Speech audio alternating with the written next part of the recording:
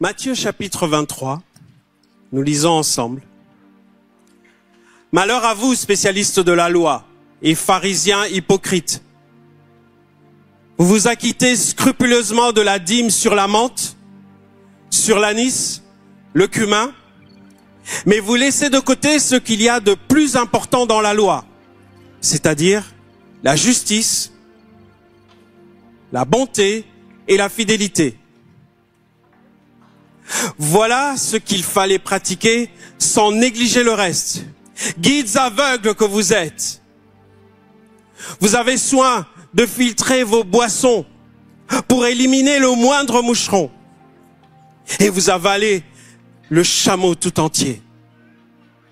Malheur à vous, spécialistes de la loi et pharisiens hypocrites. Vous nettoyez soigneusement l'extérieur de vos coupes et de vos assiettes, mais vous les remplissez du produit de vos vols et de ce que vos désirs incontrôlés convoitent. Pharisiens aveugles, commence donc par purifier l'intérieur de la coupe et de l'assiette. Alors, l'extérieur lui-même sera pur. Malheur à vous, spécialistes de la loi, pharisiens hypocrites. Vous êtes comme des tombeaux crépis de blanc, qui sont beaux au dehors, mais à l'intérieur, il n'y a qu'ossements, de cadavres et de pourriture. Vous de même, à l'extérieur, vous avez l'apparence de juste aux yeux des hommes, mais à l'intérieur, il n'y a qu'hypocrisie et désobéissance à Dieu. Amen. Amen. C'est la parole de Dieu. Bonjour amis. Certains se sont demandé, mais qu'est-ce qu'il a contre nous? Il nous a même pas dit bonjour et puis bam. En fait, c'est ce que vous n'avez pas remarqué, qu'on prend une énergie considérable à montrer quelque chose aux autres, à ressembler à ce que nous ne sommes pas en réalité. L'historien Paul Venn a dit cette phrase qui est magnifique, que je me fais mienne aussi. Le monde entier est un théâtre et tous, hommes et femmes, nous ne sommes que des acteurs. Et notre vie durant, nous jouons plusieurs rôles. Avec toi aujourd'hui, est-ce que tu peux pas être de mon côté en disant: le monde dans lequel on est, c'est un monde d'images. C'est un monde de réseaux où on doit montrer son meilleur profil. Bon, je te parle pas du mien, hein, je te parle du tien. On veut montrer toujours son meilleur profil.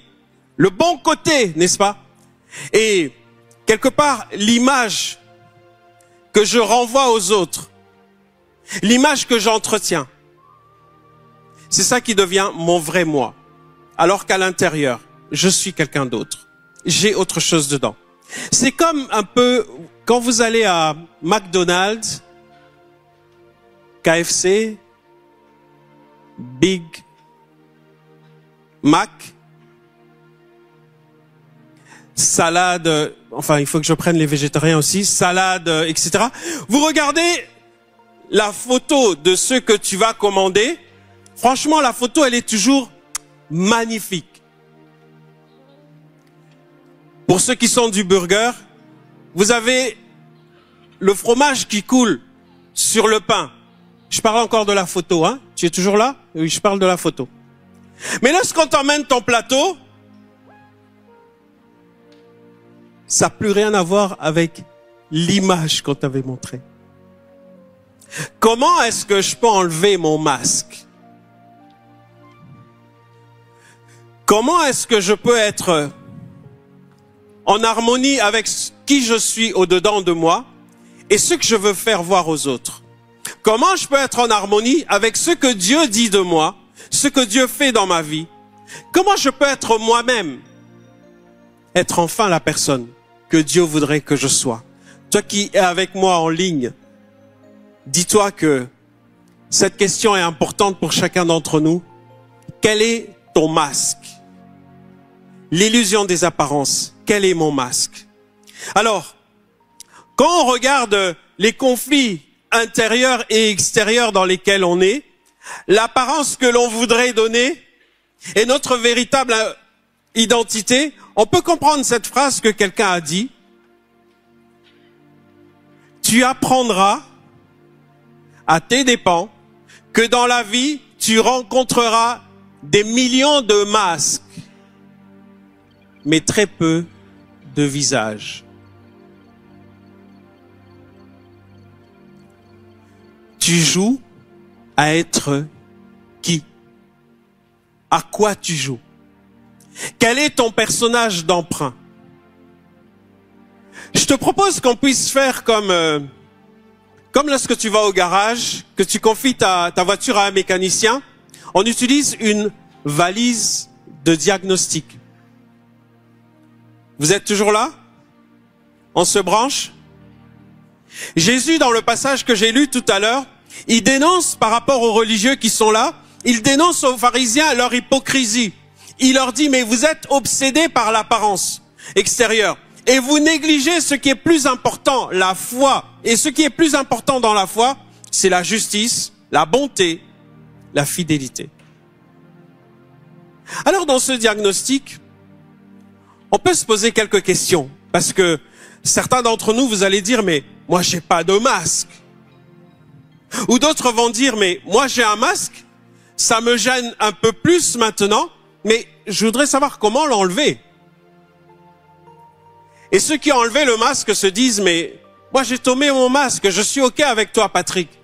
Mais comment je m'entretiens au-dedans pour que je ne sois pas obligé à un moment donné de le reprendre ce masque? Diagnostic. Est-ce que tu nettoies l'extérieur de ta vie, mais que tu laisses l'intérieur se remplir de mauvaises motivations, de jalousie par exemple, d'orgueil par exemple?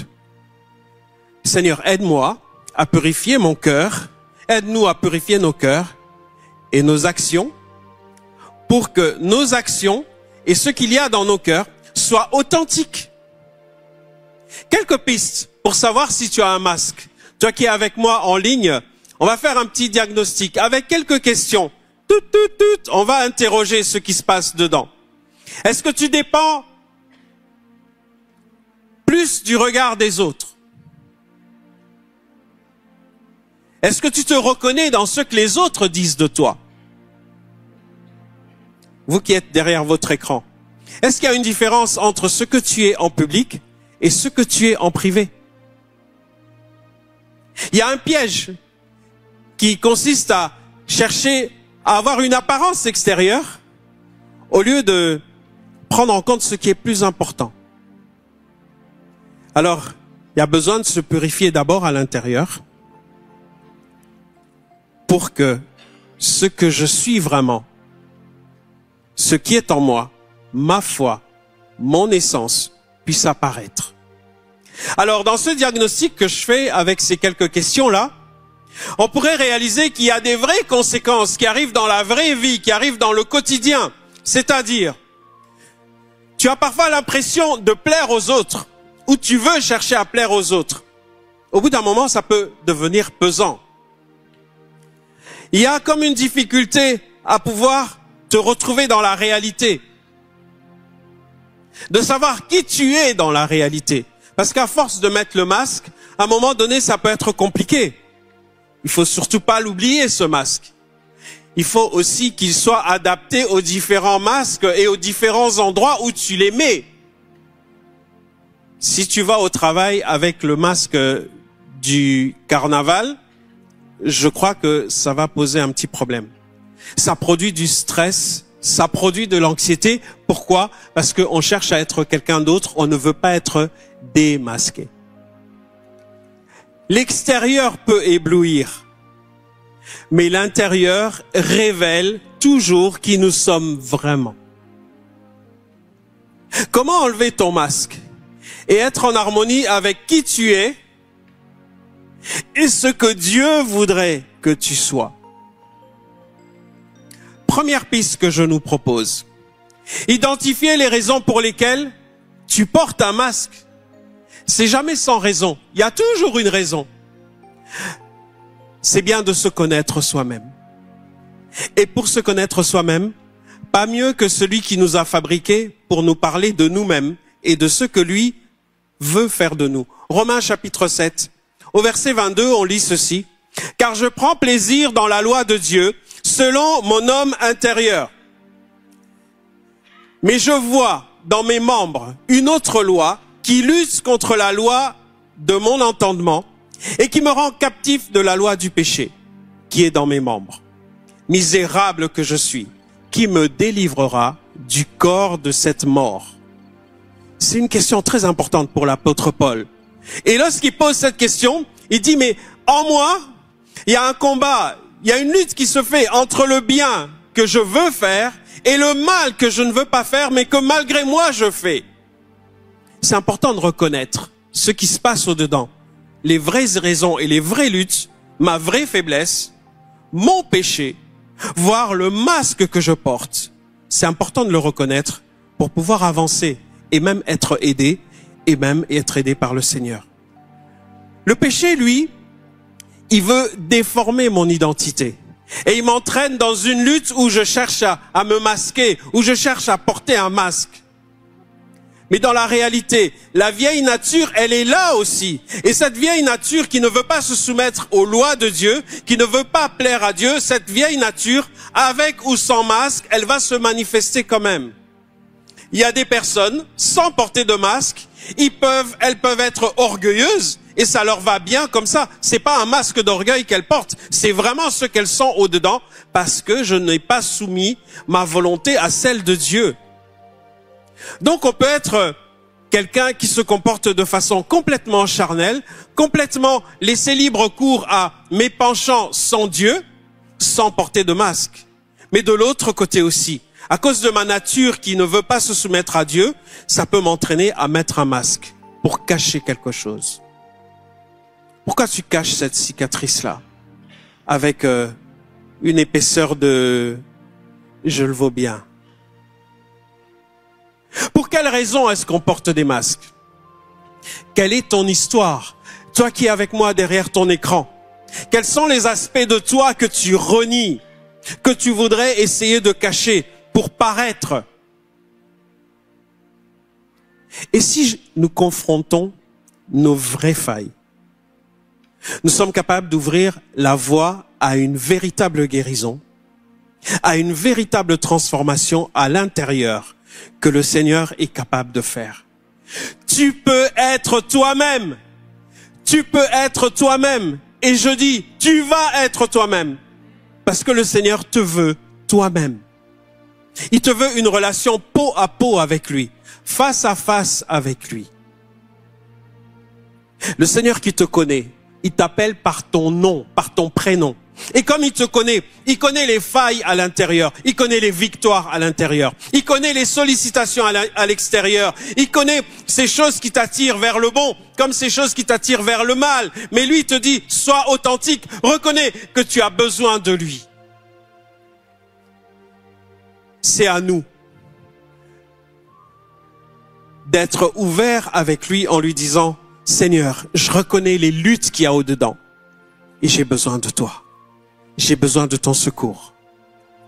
Je voudrais avoir la guérison que tu es capable d'apporter pour que je sois en harmonie entre ce que je suis à l'intérieur et ce qui se passe à l'extérieur. Confronte tes failles. Ça va t'ouvrir la voie à la guérison et à une transformation intérieure. Amen. Confronter mes failles va permettre d'avoir une transformation intérieure et une guérison. Deuxième aspect, comment tomber le masque? Pourquoi est-ce qu'on porte des masques? Réalise ton identité en Dieu. Qui est-ce que tu es en Dieu? Qu'est-ce que Dieu dit de toi? Éphésiens chapitre 3, verset 13. L'apôtre Paul dit aux chrétiens d'Éphèse ceci. Aussi, je vous demande de ne pas perdre courage à cause de mes tribulations pour vous. Elles sont votre gloire. Effectivement, l'apôtre Paul, partout où il allait, il était persécuté. On voulait pas qu'il annonce l'évangile, etc. Et il leur dit ceci. À cause de cela, je fléchis le genou devant le Père, duquel tire son nom toute famille dans les cieux et sur la terre, afin qu'il vous donne, selon la richesse de sa gloire, d'être puissamment fortifié par son esprit dans votre homme intérieur. Paul parle d'être fortifié par le Saint-Esprit à l'intérieur, alors que nous, on veut plus prendre soin de l'extérieur. Paul dit, vous allez être puissamment fortifié à l'intérieur, dans mon quotidien. Seigneur, je veux vivre quelque chose avec toi. Je veux comprendre qui je suis en toi, pour que je sois fortifié par l'Esprit de Dieu. Reconnaissons en nous-mêmes ce que Dieu dit de nous. Qu'est-ce que Dieu dit de toi? Toi qui es derrière ton écran, qu'est-ce que Dieu dit de toi? Premièrement, et ça c'est une gloire et une joie, il dit que tu es aimé. Le Seigneur te dit, tu es aimé, je t'aime, tu es mon enfant, je t'aime. Deuxième chose qu'il te dit, il te dit, tu es précieux, tu es précieuse. Et en troisième temps, il te dit, tu es racheté. Comment ne pas se réjouir avec cette affirmation? Je suis aimé, je suis précieux, précieuse, je suis racheté. C'est une grâce. Et ça me permet de mettre en valeur, de mettre au-devant de lui les blessures que j'ai pour que je puisse être cicatrisé, pour que je puisse identifier les blocages, pour que je puisse trouver les ressources et les forces pour surmonter, pour m'en sortir. Connaître ses valeurs, connaître sa valeur, selon Dieu, c'est de dire, Seigneur, je veux pas seulement voir ce que, en fait, pourquoi j'ai ces pieds-là? Pourquoi je chausse du 40? Alors que je fais 1m80. Je parle pas de moi, là. Hein. Je fais pas 1m80. Mais c'est pour que tu trouves facilement des chaussures. Des chaussures hommes en 40, ça va. Et il y a une autre qui dit, mais pourquoi Jésus, je fais 1m85 et que je chausse du 45 et que je suis une femme? Mais c'est pour que toi, tu commandes plus sur Amazon au lieu d'aller sur les magasins. Reconnais ce que Dieu dit de toi. Tu es aimé, précieux, précieuse, et tu es racheté. Et connaître ta valeur va te permettre d'être solide, va te permettre de ne pas être ébranlé facilement par les opinions des autres, par les critiques des autres. Ça te permet un ancrage sûr dans ce que Dieu dit de toi. On ne peut pas passer son temps à être quelqu'un d'autre. Autant être soi-même. Quelqu'un disait, reste toi-même, les autres sont déjà pris. Réalise alors ce que Dieu pense de toi. Il dit, tu es une brebis du Seigneur. Tu es un enfant de Dieu, tu es une enfant de Dieu. Et le pasteur Éric Dufour dit souvent cette phrase, tu es le fils, tu es la fille préférée de Dieu. Il y en a qui sont là, qui se disent, mais c'est moi. Oui, mais c'est nous aussi. Il nous préfère tous, on est tous précieux et précieuses pour lui. Et pour cela, mes amis, il a donné celui qu'il avait de plus précieux. Toi qui me regardes en ligne, il a donné Jésus pour toi. Parce qu'il t'aime, parce que tu as du prix pour lui. Et Jésus est venu mourir à notre place. Il est venu donner sa vie. Il est venu nous préparer une place afin qu'on soit avec lui dans le ciel. Je ne sais pas si tu es propriétaire ici-bas, si tu as déjà ta maison. Mais le Seigneur te dit, moi je te prépare une place dans le ciel. Il n'y a pas de loyer là-bas, il n'y a pas de titre de propriété, c'est une grâce d'y aller. Et il t'a préparé une place parce qu'il t'aime, parce qu'il veut que tu sois comme lui. Et parce que tu l'as vu en face, sans masque, il va t'assurer d'être face à face avec lui.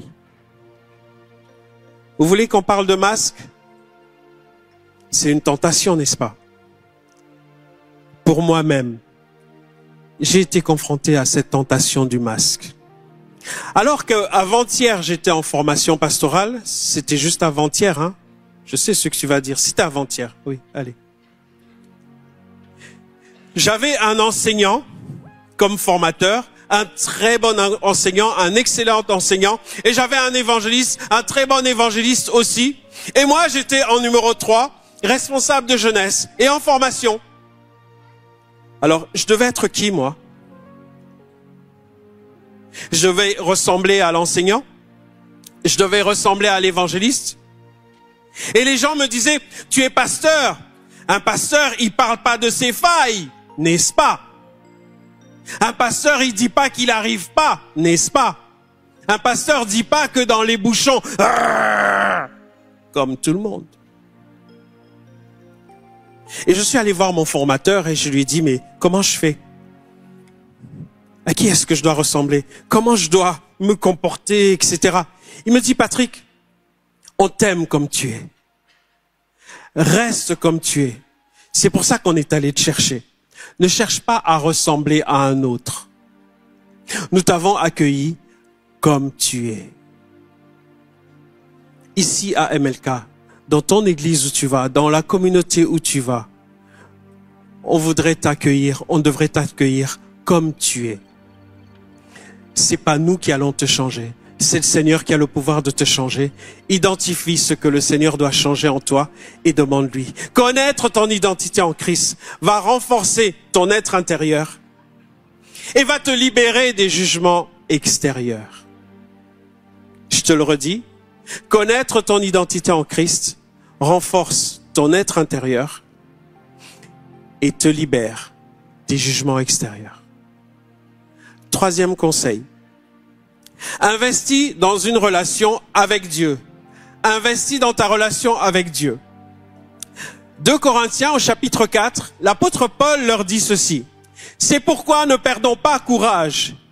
Et alors même que notre homme extérieur se détruit, notre homme intérieur se renouvelle chaque jour, car nos légères afflictions du moment produisent pour nous, au-delà de toute mesure, un poids éternel de gloire.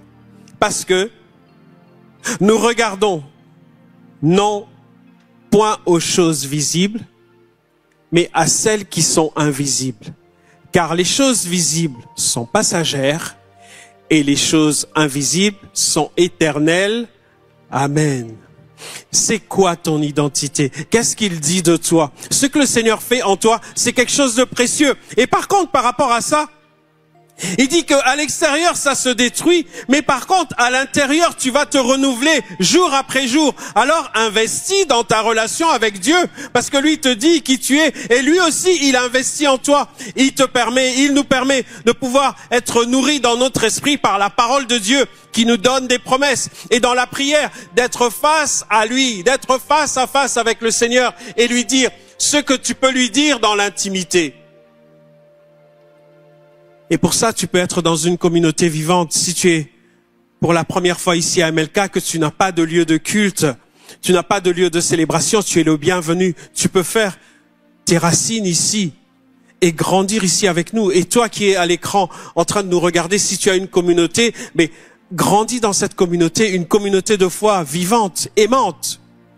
Ma responsabilité, notre responsabilité, c'est que nous avons une vraie force, une vraie paix qui se trouve dans notre relation avec le Seigneur et non dans les choses matérielles ou les choses extérieures. Alors, investis avec lui. Nous sommes renouvelés et quand nous sommes renouvelés dans notre cœur à cœur avec le Seigneur, les circonstances extérieures ont moins de conséquences sur nous, ont moins d'emprise sur nous. Nous pouvons traverser des moments difficiles et nous pouvons trouver une paix inébranlable dans la prière, dans la méditation des promesses de Dieu. Et là, il y a quelque chose de particulier. Investir dans ta relation avec Dieu renouvelle ton être intérieur chaque jour. Amen. 4e conseil. Construis des relations saines et des relations authentiques. L'authenticité, c'est quelque chose de très important. Le passage de Marc, chapitre 12, Jésus dit quelque chose de sublime sur l'amour. Il dit que c'est le plus grand des commandements. Il nous dit, tu aimeras ton prochain comme toi-même. Comment tu peux aimer le prochain si tu n'aimes pas celui que tu vois dans le miroir? Toi qui es derrière ton écran, si tu ne t'aimes pas toi, si tu te regardes dans le miroir en disant, comment ça se fait que mon nez il est comme ça? Mais ça te permet de respirer moins que tu aimerais respirer. Pourquoi mon nez il est comme ça? Mais ça te permet de respirer plus que ce que tu devrais respirer. Pourquoi sourcils, ils sont comme ça, épais. Et pourquoi la dame là, elle rase tout et puis elle met un trait? On peut pas comprendre ce que les gens veulent finalement.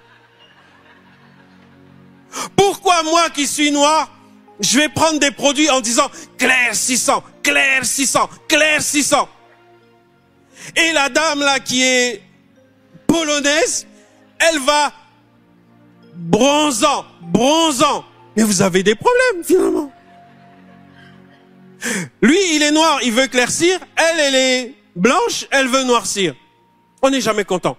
Donc si j'aime pas celui que je vois dans le miroir, si je m'aime pas, comment je peux aimer mon prochain? Sans masque.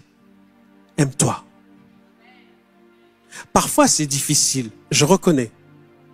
Est-ce que tu as déjà réalisé que tu es le fils, la fille préférée de Dieu? Tu peux ne pas aimer l'autre comme toi-même. Tu peux pas aimer l'autre comme toi-même si tu ne commences pas d'abord par t'aimer toi. Et Dieu, dans ce commandement d'amour, c'est un commandement d'amour, et comme pour le service aussi, c'est en 3 directions.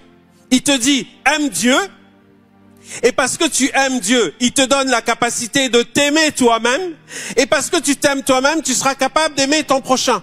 Amen. Et il dit, c'est le plus grand des commandements. Et quelqu'un a dit, aime et fais tout ce qui te plaît. Parce que si tu fais tout par amour, tu ne feras jamais mal. Tu ne feras jamais du mal. Tu ne te feras pas du mal. Et autre chose, il dit la même chose pour le service. C'est la même notion. Je sers Dieu, qui me permet de servir mon prochain, et finalement ça me sert parce que j'en reçois une récompense. C'est quelque chose de magnifique. Aime ton prochain, sers-le. Pas seulement pour lui, mais aussi parce que il va t'apporter quelque chose. Il y a plus de joie à donner qu'à recevoir. Mais par contre, dans mes relations avec mon prochain, je dois construire des relations sur l'amour et sur l'authenticité. Et quand tu bâtis des relations sur l'amour et sur l'authenticité, tu es pleinement dans l'appel de Dieu pour ta vie. Parce que Dieu nous appelle à aimer. C'est pas un conseil, c'est un commandement, c'est un ordre. Et ça me fait penser à ce témoignage, parce que finalement, de pas avoir son masque, de pouvoir être authentique et de manifester de l'amour, ça permet de pouvoir aider son prochain, de manifester quelque chose vis-à-vis de son prochain, même quand ça peut être à mon désavantage. Écoutez cette histoire, c'est un coureur kényan. Ce coureur kényan, il est en train de faire sa course et il est en tête. Il est en tête et il court, il va vers la victoire. Je suis pas en train de faire la guerre des pays, mais derrière lui, il y a un Espagnol. Et l'Espagnol court aussi, il est en deuxième et il se dit, si je pouvais le dépasser, si je pouvais passer devant. Et enfin, il se produit l'inexplicable. Il y a un problème de GPS pour le Kényan. Il prend la mauvaise direction. La ligne d'arrivée, elle se trouve dans cette direction-là. Lui, il va dans une autre direction parce qu'il lit mal le panneau. Il comprend mal le panneau. Et l'Espagnol qui est derrière, il n'est pas comme moi, cet Espagnol. Moi, je serais là, je dirais, tu étais devant, tu faisais le beau, maintenant tu t'es trompé, tant pis pour toi. L'Espagnol lui crie, évidemment, en espagnol, c'est pas par là, va par là, c'est pas le bon endroit, c'est pas le... Mais lui, il comprend pas l'espagnol. Au Kenya, on parle pas espagnol. Et voyant qu'il peut pas arriver à faire comprendre à l'espagnol, au Kenyan, pardon, l'espagnol vient le prendre et il le met dans la bonne direction. Et le Kenyan gagne la course. Ben, c'était pas Patrick, hein. Alors les journalistes viennent et ils lui disent, Ivan Fernandez, pourquoi tu as laissé gagner Abel Moutaï? Et voici ce que Ivan Fernandez répond. Il dit, je rêve d'une société où on pourrait s'encourager les uns les autres à gagner mutuellement. Alors que, avec le masque, alors qu'avec mon moi intérieur qui n'est pas soumis à Dieu, je cherche à gagner tout seul, sans les autres. Ce n'est pas l'apparence extérieure qui définit qui tu es, mais les pensées et les intentions qui sont dans ton cœur. Quelles sont les pensées et les intentions qui sont dans ton cœur? Mon ami, il y a cette anecdote qu'on raconte par rapport à l'Angleterre. Il y a un village d'Angleterre où le maire du village, le bourgmestre du village, il dit, on pourrait le faire à MLK, mais je crois que ça marcherait pas pareil. Vous n'êtes pas comme eux. Le bourgmestre a dit, moi je veux savoir dans mon village, quel est l'homme le plus humble du village? On a fait défiler tout le monde. Et il y a un monsieur qui a remporté le prix de l'homme le plus humble du village. Et le maire a dit, on va te décorer. L'homme le plus humble. On lui a mis sa décoration. Vous savez ce qui s'est passé? Toi qui m'écoutes en ligne, qu'est-ce qui s'est passé? Au bout d'un moment, on lui a retiré sa médaille. Vous savez pourquoi? Il se promenait dans les rues avec sa médaille. Je suis l'homme le plus humble. Je suis l'homme le plus humble. C'est important de pouvoir trouver du soutien. C'est important de connecter avec des personnes qui vont m'aider. Des mentors spirituels, des responsables spirituels, quelqu'un qui va t'accompagner, qui va t'encourager à rester authentique, qui va t'encourager à rester fidèle dans les valeurs de foi, à rester fidèle dans ton harmonie avec Dieu, dans ton harmonie entre ce que tu es dedans et ce que tu es dehors. Des relations authentiques, des relations saines vont t'aider à vivre pleinement selon ton appel divin. Parce que Dieu qui nous appelle, il nous appelle à avoir un face-à-face avec lui, mais pas à avoir un masque devant lui. Devant Dieu, je tombe mon masque. Je n'aurai pas peur de tomber mon masque devant mon prochain. Il me dit, aime Dieu, aime-toi et aime ton prochain. Alors, est-ce qu'on peut aller vers la conclusion? 3 choses que je voudrais te laisser. Ne nous laissons pas tromper par les illusions de l'apparence extérieure. Mais au contraire, c'est important de laisser Dieu faire une transformation intérieure en moi. C'est beaucoup plus important que l'apparence extérieure que je veux donner, que le masque que je veux garder. D'ailleurs, en parlant de masque, en parlant d'apparence extérieure, vous connaissez les super-héros. Moi, j'ai du mal avec les super-héros. Parce que Jésus, c'est le plus grand des héros. Il est descendu du ciel. Il est venu prendre ma place sur la croix. Il a remporté toutes les victoires. Et il me dit, cette victoire, elle est à toi. Cette victoire, elle est à vous. C'est pour vous. Venez à moi et je vais vous décharger. Oui, lui, c'est un véritable héros. Mais le gars qui met le legging et son slip par-dessus le legging et une cape rouge, je dis, c'est un danger, ce gars. Il a un vrai problème d'identité. Il dit, il est super homme. Non, tu es pas super homme. Moi, en bon congolais, je te regarde, je dis, ta sapologie est à revoir, mon ami. Franchement, on se met pas comme ça. Mais par contre, cherchons à être fermes avec Dieu. En sachant que dans notre volonté de marcher selon la volonté de Dieu, dans notre volonté de marcher avec lui, il faut l'accompagner de cette intimité avec Dieu, dans laquelle tu peux être vrai avec lui, dans laquelle tu lui dis, Seigneur, j'accepte la réalité selon laquelle notre véritable être, ce que je suis vraiment, c'est dans une relation avec Dieu où je le laisse transformer mon cœur, transformer mon intérieur. Alors, cultivons notre être intérieur en permettant à Dieu de nous renouveler tous les jours. C'est tous les jours. Le masque est tombé aujourd'hui, demain je ne vais pas le reprendre, je me laisse renouveler. Alors, comment est-ce que je peux décider aujourd'hui?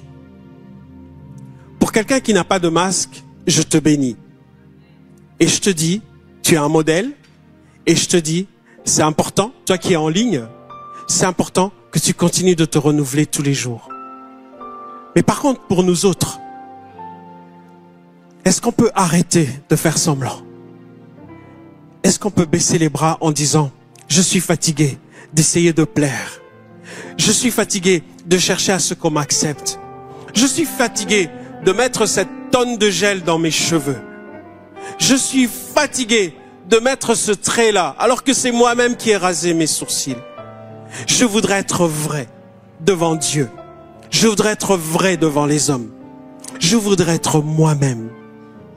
C'est important pour moi d'être face à face avec Dieu, peau à peau avec Dieu, face à face avec mon prochain, peau à peau avec mon prochain. Lorsque le chant se termine, lorsque le rideau retombe, viens simplement devant Dieu. Je viens simplement devant le Seigneur.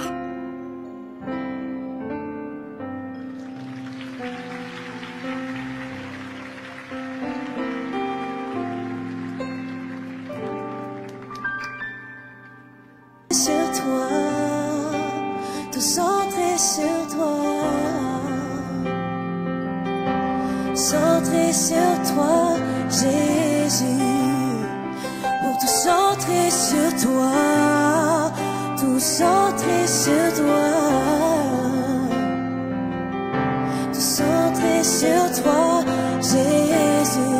Je reviens au cœur de la louange, tout est centré sur toi, centré sur toi, Jésus. Oui, je renonce à tous mes faux semblants pour tout centrer sur toi, centré sur toi, Jésus.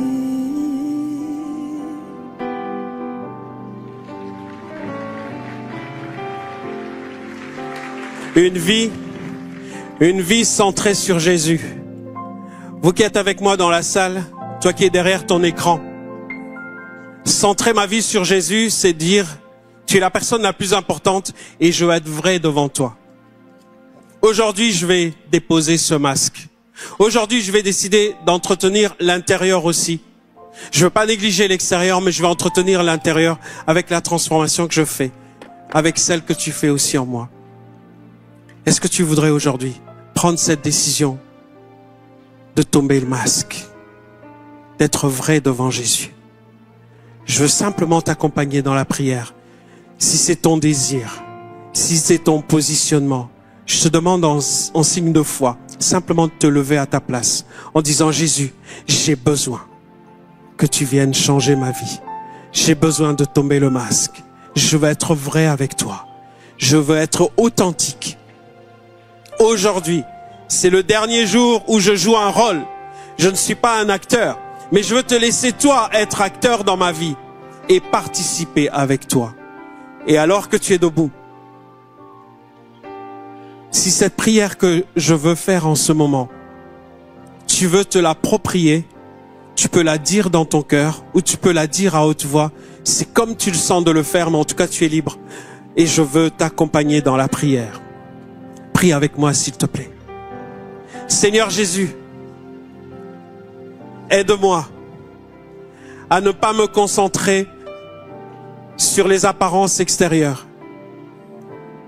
Aide-moi à chercher la transformation intérieure. Aide-moi à te laisser opérer en moi cette transformation. Donne-moi la force de dépendre de toi. Donne-moi la force de marcher selon ta volonté. Au nom de Jésus. Amen et amen. On acclame le Seigneur.